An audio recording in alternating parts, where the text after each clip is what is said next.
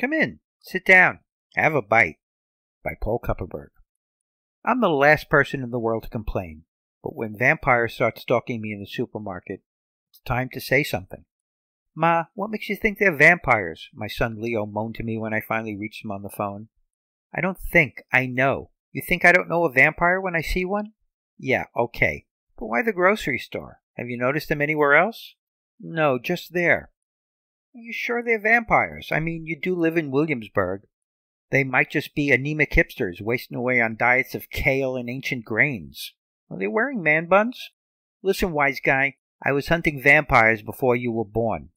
He sighed into the receiver. I know, Ma. Before we hung up our wooden stakes and crucifixes, Daddy and I were quite the team, you know. You've told me, Ma. There was that time Grandpa Jacob was recovering from a werewolf bite. We struck some terror into the vampire community, and that's a fact. I know, Ma, you and Pop and your summer of slaughter. That's some biters out there that are still taking that one out on me. I shivered and made a face at the phone. Don't call it that. You can't slaughter something that's already dead. Anyway, they're filthy creatures. I got up from my seat at the kitchen table and carried my coffee cup to the counter for a refill. I don't blame Daddy for wanting to get into a different line of work. Grandpa's business wasn't for him. Yeah, I think Pop was way happier selling kitchen appliances at Sears than he ever was hunting monsters. I shrugged as I set down the cup next to the Mr. Coffee. That was Daddy's way of being a rebel. His father was an internationally famous traveler, adventurer, and monster hunter, so Hal becomes a homebody and department store salesman. You, on the other hand, for as much as you look like your father, you're more like your grandfather. Lucky me. Instead of the handsome, sensible Persky genes, I inherited the scrawny, crazy ones. This again? You're very handsome, darling, just like your father, I said. Now, about those vampires. You could maybe start doing your shopping during the day. I work during the day. Well, don't supermarkets deliver? Yes, supermarkets delivered, I snapped. But I'd rather get rid of the problem than have to change my entire way of life.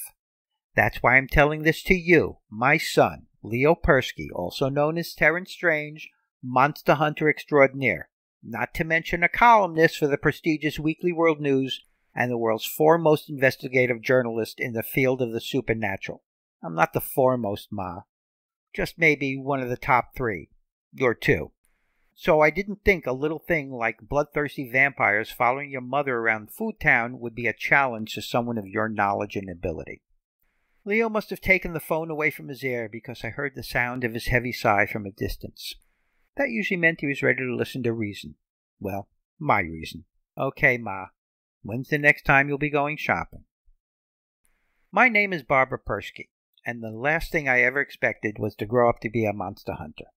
Not that I wanted a conventional career, whatever that was supposed to mean when I was a student in the 1960s, just as everything was starting to change for women anyway. I mean, I thought I was pretty adventurous for a nice Jewish girl from East Flatbush, then still named Blumenfeld. I was studying archaeology at Brooklyn College and had been on several major digs. But I didn't learn what adventurous really was until my third date with Leo's father, Hal. That was the night we were attacked by a winged harpy while we were on the Wonder Wheel at Coney Island. Afterward, over a shared order of Nathan's French fries, he opened up about being the youngest son of Terrence Strange, born Jacob Persky in Russia in 1898, the noted adventurer, traveler, author, and one of mankind's few tireless champions in the war against things that didn't even believe existed, such as harpies and my vampires. Me, I didn't have enough sense in those days to come in out of the rain, much less resist a cute, smart, funny boy. Besides, between you, me, and the lamppost, the danger just made him even more attractive. What 20-year-old archaeology student could resist? Long story short, we got married and traveled the world hunting monsters and aliens. But after a few years, Hal finally confessed his heart had never really been in the family business. Growing up with the impossible as his normal, he longed for a quiet, drab, uneventful life.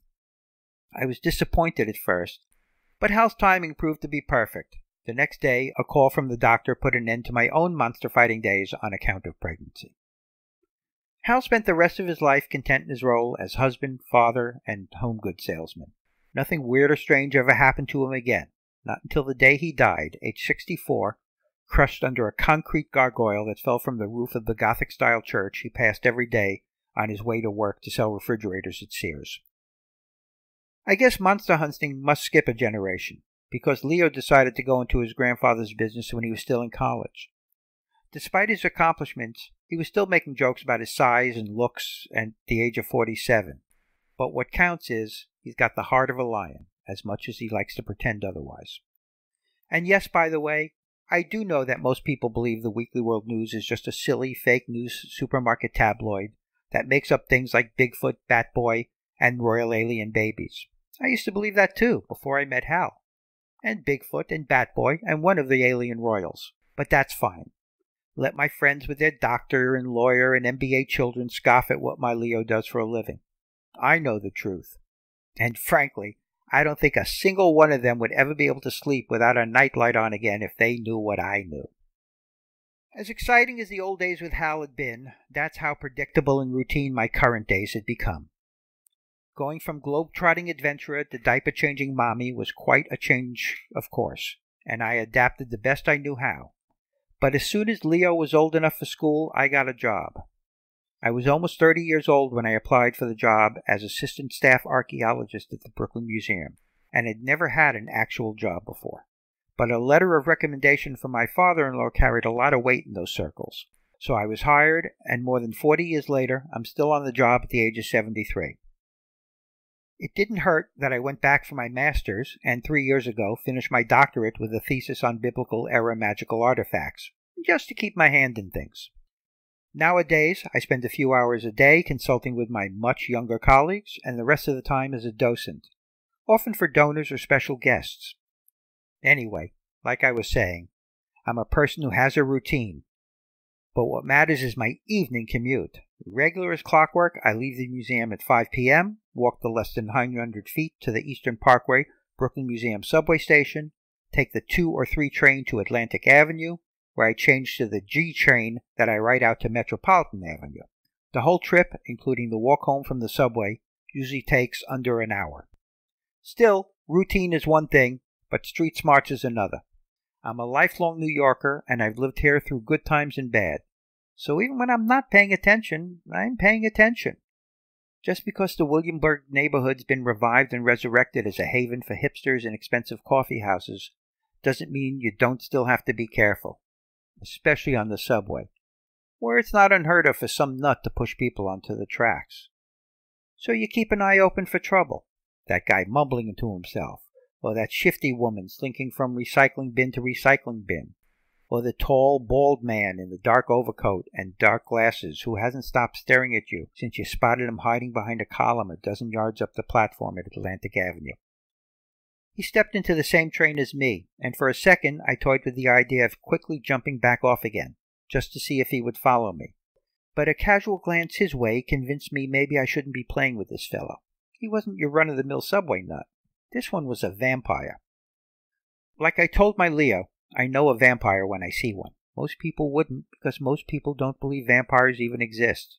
If they do experience the impossible, their reason convinces them that what they had witnessed was something else altogether, something rational, like swamp gas or searchlights reflecting off clouds. But the signs were unmistakable, from the pale, slightly grayish pallor to their almost death-like stillness. The biggest giveaway is their eyes, and even though this one was wearing dark glasses, I knew what lurked behind them was a pair of flat, black pools of death. Call it the soul, call it the spark of life, but it was missing.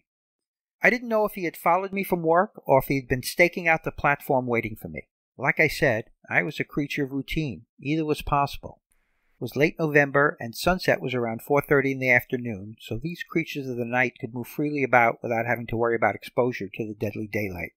By now you can tell I don't like vampires. Of all the creatures we dealt with, they were to me the most repulsive.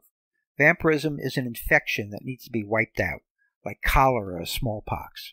Maybe you can't blame the victims for having caught the disease, but they still have to be stopped from spreading it further. Although, believe it or not, there are vampires who aren't victims of other vampires so much as they are victims of their own stupidity. The fetishists, I call them. The broken children of God only knows what sort of abuse, who volunteer to become members of this hideous cult. Thanks to all the romantic literature, they treat vampirism like a fraternity initiation. They all go into it thinking they're going to become the next Magnus or Lestat, all cool and sexy. I wonder how they react when they find out that in reality, vampires, being dead and with no beating heart to pump blood to any extremities, are sexually non-functional. Mr. Dark Glasses was still behind me when I came up onto the street from the subway at Metropolitan Avenue. He kept his distance, but never lost sight of me as I walked home. It was rush hour and the streets were busy, so I wasn't too worried about him trying anything. I tried calling Leo, but it went directly to voicemail, reminding me once again of my son's fraught relationship with electronic devices. I'll admit, I started to grow a little more concerned once I had to turn off the main thoroughfare and onto the less well-traveled side street my apartment building was on.